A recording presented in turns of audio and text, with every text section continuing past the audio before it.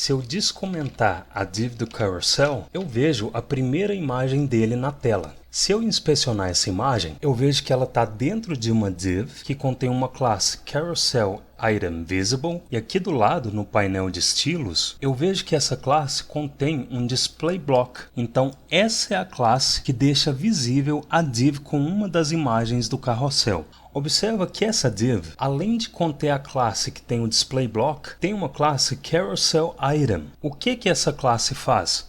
Se eu olhar aqui do lado novamente, eu vejo que essa classe só tem um display none. E esse display none foi sobrescrito pelo display block dessa classe carousel item visible. Beleza? Abaixo dessa div, eu vejo outras duas divs irmãs. Cada uma contém uma imagem do carrossel, só que como elas estão só com a classe carousel item, elas estão com display none. Por padrão, elas não ficam visíveis. Então agora que a gente viu quais classes deixam os itens do carrossel visíveis ou não, a gente pode começar a pensar nas ações que devem acontecer quando esses botões do carrossel forem clicados.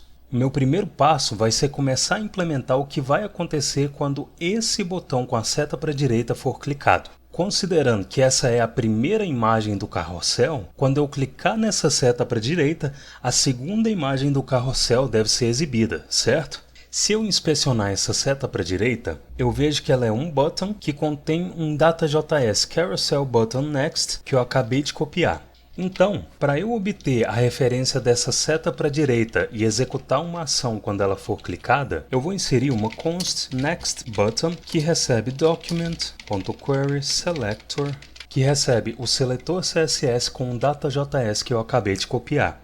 Agora, eu quero executar uma ação quando o next button for clicado. Então, eu vou inserir nextButton.addEventListener, que recebe clique e como segundo parâmetro recebe uma função. Como esse button não está dentro de um form, quando ele for clicado, o browser não vai tentar enviar dados para um servidor e recarregar a página. Então eu não preciso declarar o event como parâmetro dessa função e invocar o preventDefault, beleza? Dentro da função, para testar o que eu implementei até aqui, eu quero exibir no console alguma mensagem quando o botão for clicado. Então se eu inserir um console.log que recebe Oi, se eu clicar no botão com a seta para a direita, Oi é exibido no console. Meu próximo passo vai ser deixar todos os itens do carrossel invisíveis quando o botão com a seta para a direita for clicado, para depois eu adicionar a classe no item que deve ficar visível. Para manipular as classes dos itens do carrossel, primeiro eu preciso obter as referências desses itens. Se eu inspecionar essa imagem, eu vejo que ela está dentro de uma div com um Data.js Carousel Item, que eu acabei de copiar, e eu também vejo que as outras divs que contêm imagens do carrossel também têm esse mesmo Data.js. Então, para armazenar as referências dessas divs, eu vou inserir uma const, vou chamar esses itens de slides, e essa const recebe document.querySelectorAll, que recebe o seletor CSS com o Data.js que eu copiei. Se abaixo dessas consts eu invocar um console.log que recebe slides, eu vejo um nodelist. O que é um nodelist? É uma lista de nós do DOM parecida com um array. Se eu repousar o mouse no nó que está no index 0, eu vejo o elemento destacado na tela. Se eu repousar o mouse sobre os outros elementos, como eles estão com display block, eles não recebem destaque, mas se eu clicar no elemento que está no index 1, por exemplo, o painel dos elementos exibe o elemento destacado para mim. Então sim, independente se esse elemento está visível ou não, ele está dentro do meu nodelist porque ele é um nó do DOM.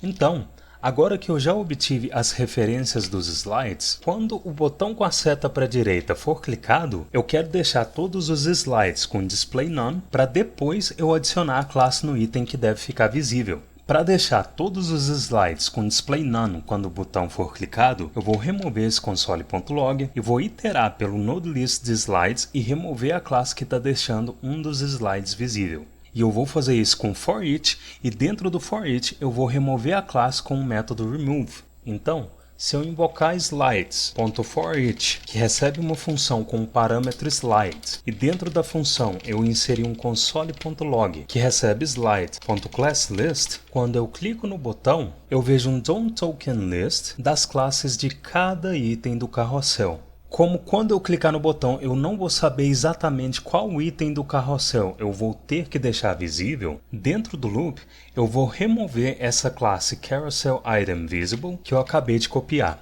Então, eu vou remover só esse console.log e para remover a classe eu vou invocar o remove que recebe o nome da classe que deixa o slide com display block.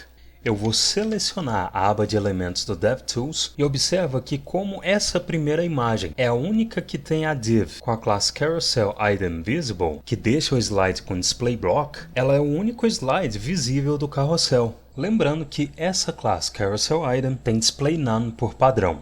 Se eu clicar no botão de próximo slide, o ForEach passou por todos os slides do carrossel e removeu a classe CarouselItemVisible, que era a classe que deixava o primeiro slide visível. Agora, quando o clique no botão acontecer, além de deixar todos os slides invisíveis, eu preciso inserir no próximo slide a classe que vai deixar ele visível. Eu, Roger, sei que a classe que vai deixar o slide visível tem que ser inserida no próximo slide, que é o segundo. Mas como que eu vou expressar isso no meu código? O fato é o seguinte, eu posso iniciar uma variável com 0, e esse 0 representa o index do slide que está sendo exibido quando o script é carregado, que é o primeiro slide. Quando o botão de próximo slide for clicado, eu posso incrementar o valor dessa variável. Ou seja, essa variável vai representar o index do slide que deve ser exibido. Vamos ver isso na prática? Abaixo dessas consts, eu vou deixar uma linha em branco para deixar claro que a let que eu vou declarar tem nada a ver com selecionar elemento do DOM. Então eu posso deixar uma linha em branco separando essa let das consts e eu vou inserir uma let current slide index que recebe 0. Por que 0? Porque esse 0 representa o index do slide que está sendo exibido agora, que é esse primeiro slide. Agora, quando o botão de próximo slide for clicado, eu vou incrementar essa letCurrentSlideIndex para que ela corresponda ao index do próximo slide, que é 1. Então, currentSlideIndex mais. Vamos visualizar esse incremento? Se abaixo do ForEach eu inserir um console.log que recebe currentSlideIndex, se eu selecionar a aba do console, quando eu clico no botão de próximo slide, eu vejo que a currentSlideIndex foi incrementada para 1. Observa que os botões de próximo slide e slide anterior sumiram. Por que eles sumiram? Se eu vier aqui na aba Elements e selecionar essa div Carousel Actions, que é a div que contém os dois botões, aqui do lado eu vejo que ela tem uns estilos que estavam centralizando verticalmente esses botões baseado na altura do slide, e agora essa div que contém os botões foi lá para cima. Se eu desmarcar o Position Absolute, o Top e o Transform, eu vejo os botões no topo da tela e a cada clique que o botão de próximo slide recebe, a letCurrentSlideIndex é incrementada, beleza? Então agora que eu tenho o index do slide que deve ser exibido quando o botão de próximo slide é clicado, eu posso usar essa const slides para acessar o slide que deve ser exibido, que é o próximo slide, e adicionar nesse slide a classe que vai deixar ele visível. Então eu vou remover só essa invocação do console.log e vou inserir slides colchetes current slide index, e como essa expressão resulta na referência do slide que eu quero exibir, eu vou invocar a class list.add, que recebe essa classe que deixa o slide visível. Eu vou selecionar a aba de elementos e observa que esse primeiro slide do carrossel, que corresponde ao index 0, está com a classe que deixa ele visível, e se eu clicar no botão de próximo slide, o slide do index 1 é exibido, porque agora só ele tem a classe que deixa um item do carrossel visível, beleza?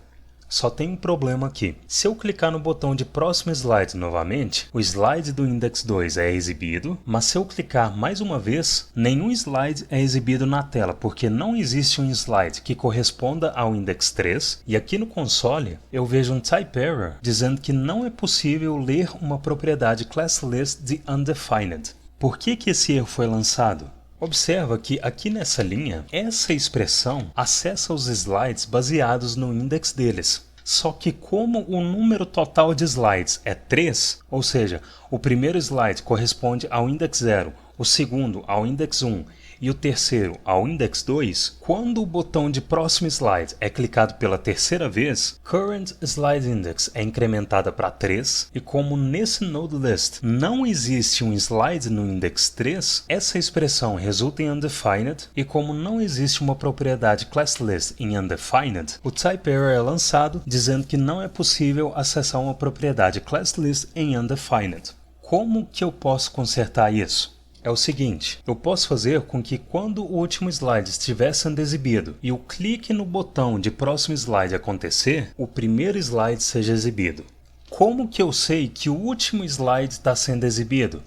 Se a cada clique no botão essa let current slide index está sendo incrementada, quando o último slide estiver sendo exibido, essa let vai armazenar 2, que é o index do último slide. Se o último slide estiver sendo exibido, quando o clique acontecer, ao invés desse incremento ser executado, eu posso fazer a current slide index receber 0, que é o index do primeiro slide, e aqui embaixo, como o valor da current slide index vai ser 0, essa expressão vai acessar o primeiro slide e ele vai ser exibido. Então, aqui em cima, para checar se o slide que está sendo exibido atualmente é o último, eu vou inserir if current slide index é igual ao index do último item do node list slides, então slides.length menos 1, dentro do bloco do if, eu vou fazer current slide index receber o index do primeiro slide, que é 0.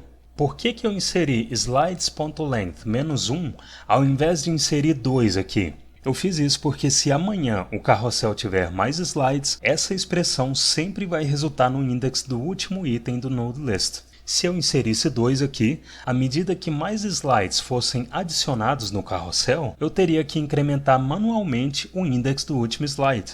Agora, observa que quando o último slide estiver sendo exibido, eu quero que a current slide index receba 0, mas depois que esse bloco do if for executado, eu não quero que a current slide index seja incrementada. Então, nesse caso, eu vou usar um else para que a current slide index seja incrementada só se o slide que esteja sendo exibido não for o último, ou seja, só se essa condição resultar em false. Então else, e dentro do bloco do else, a current slide index vai ser incrementada. Se eu clicar 2 vezes no botão, a cada vez que eu cliquei, o bloco do else foi executado, a current slide index foi incrementada e o último slide é exibido, e se eu clicar de novo, o primeiro slide é exibido porque o bloco do if foi executado e a current slide index recebeu 0. Beleza? Agora que a funcionalidade desse botão de próximo slide foi implementada, eu vou começar a implementar a funcionalidade do botão de slide anterior, porque se eu clicar nele, nada acontece porque eu ainda não implementei qual ação deve ser executada quando o clique acontecer. E a verdade é que a implementação do botão de slide anterior é muito parecida com essa implementação que eu fiz até aqui. A única diferença é que quando o botão for clicado, ao invés de verificar se o index do slide atual corresponde ao index do último slide, eu vou verificar se ele corresponde ao index do primeiro slide. Se quando o botão de slide anterior é clicado, o index do slide atual corresponde ao index do primeiro slide, eu preciso exibir o último slide. Caso contrário, eu exibo o slide anterior. Vamos ver isso na prática?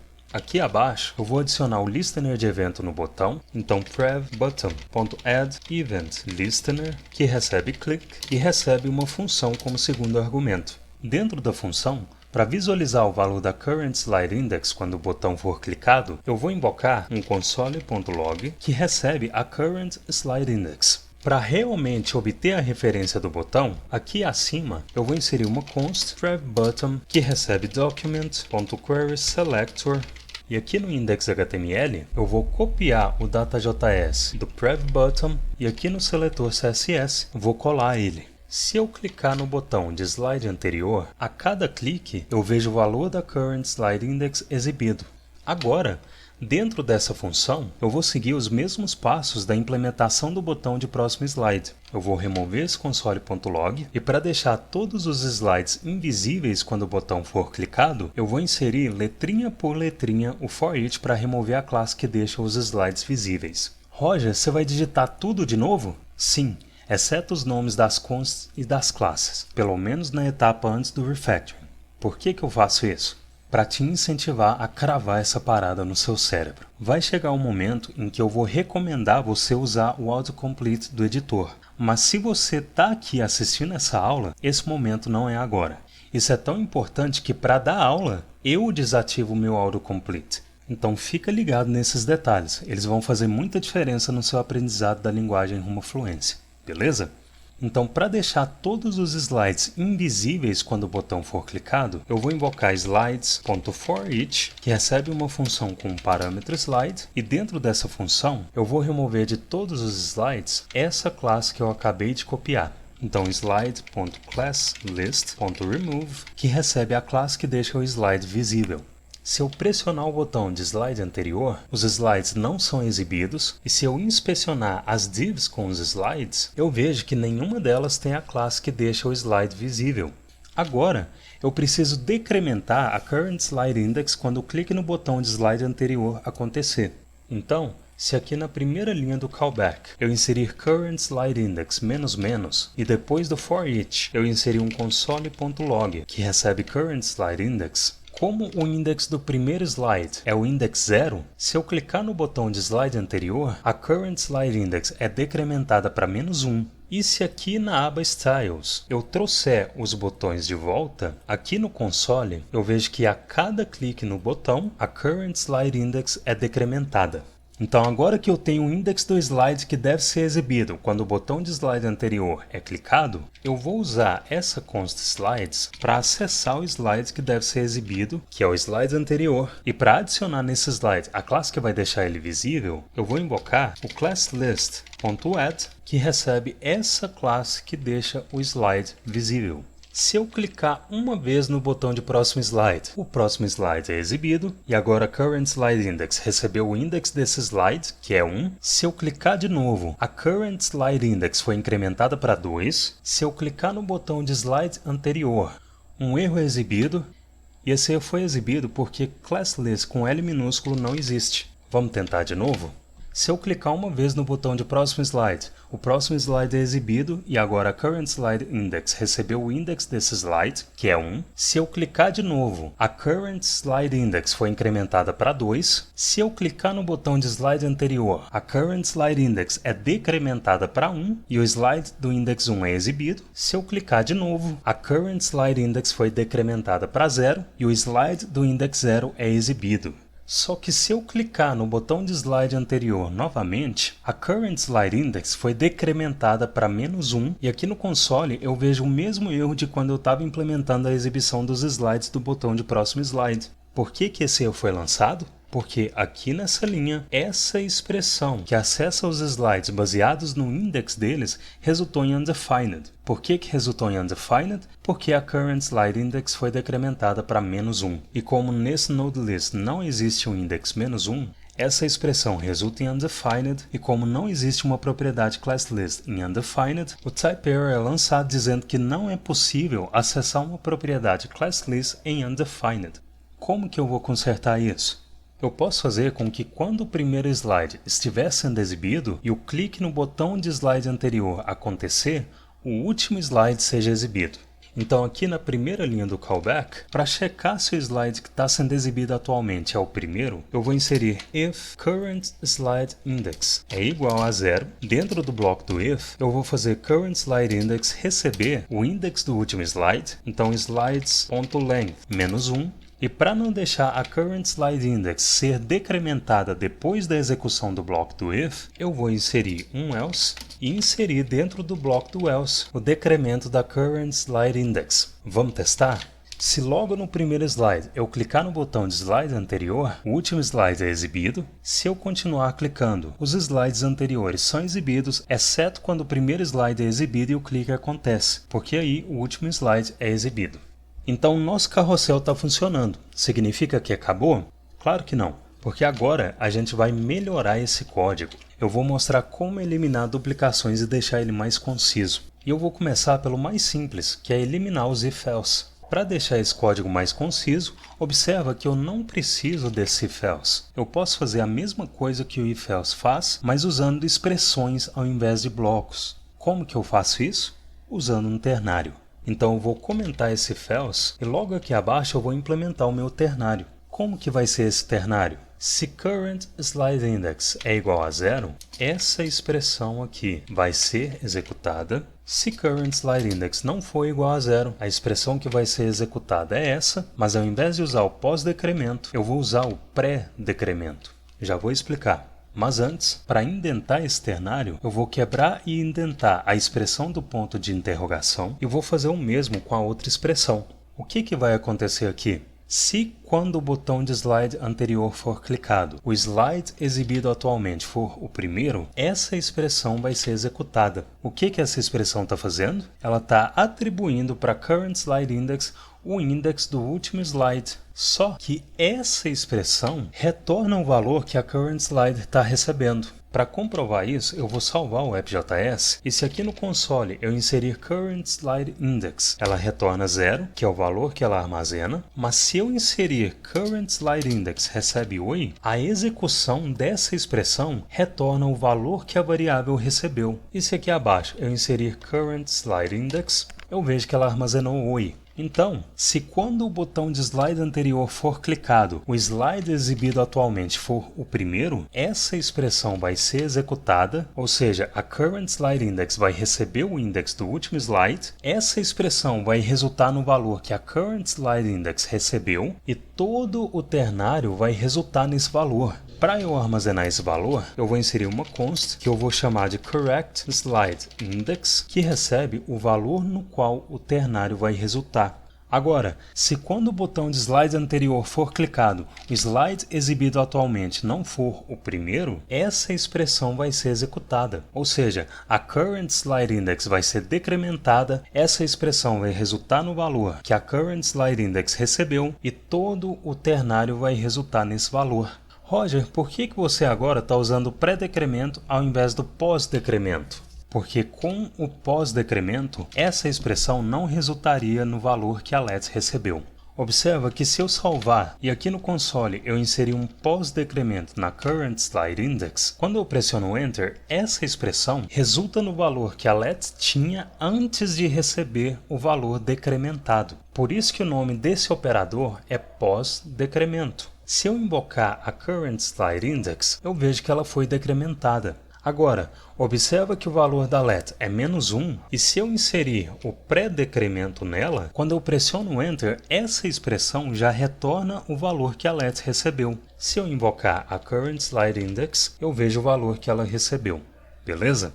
Então agora eu posso remover o if-else comentado e se eu referenciar a correct slide index dentro dos colchetes, eu vejo que o clique no botão continua funcionando normalmente. Agora, observa que eu posso fazer o mesmo aqui nesse if-else. Então eu vou comentar ele, vou declarar uma const correct slide index, que recebe essa expressão que eu inseri como condição do if. Se essa expressão resultar em true, essa expressão vai ser executada. Se não resultar, a current slide index vai ser pré-decrementada. Então eu vou referenciar a correct slide index dentro dos colchetes. E se eu clicar no botão de próximo slide, ele continua funcionando normalmente. Então eu posso remover o if-else comentado.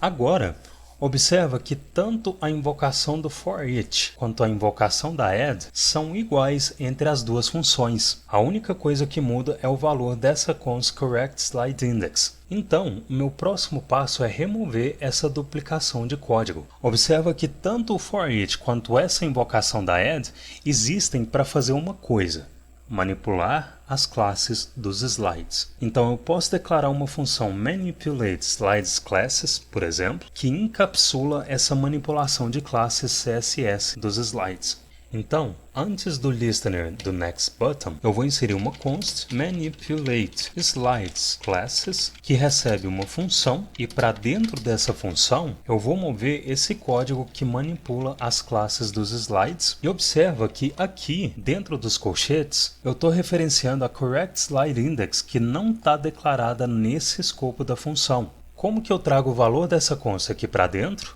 eu posso declarar um parâmetro correctSlideIndex e aqui dentro do callback eu vou invocar a ManipulateSlidesClasses que vai receber como argumento o valor da correctSlideIndex e se eu testar os cliques no NextButton, eu vejo que o carrossel continua funcionando normalmente. O que isso significa? Significa que eu posso fazer a mesma coisa aqui no callback do PrepButton. Então eu vou remover esse código, vou invocar a ManipulateSlidesClasses, que recebe essa const como argumento, e antes de testar, observa que como o ForEach nunca retorna valor, eu posso eliminar esse bloco do callback dele, deixar essa função com uma linha. Como essas duas linhas estão invocando métodos, eu posso deixar elas juntas, e uma última coisa que eu quero fazer é melhorar a legibilidade dessas expressões que estão usando slides.length-1, porque no fim das contas, o que essa expressão faz é obter o index do último slide do carrossel. Mas se outra pessoa trabalhar nesse código, na primeira vez que ela lê essa expressão, ela vai ter que gastar energia para entender ela. E não precisa ser assim.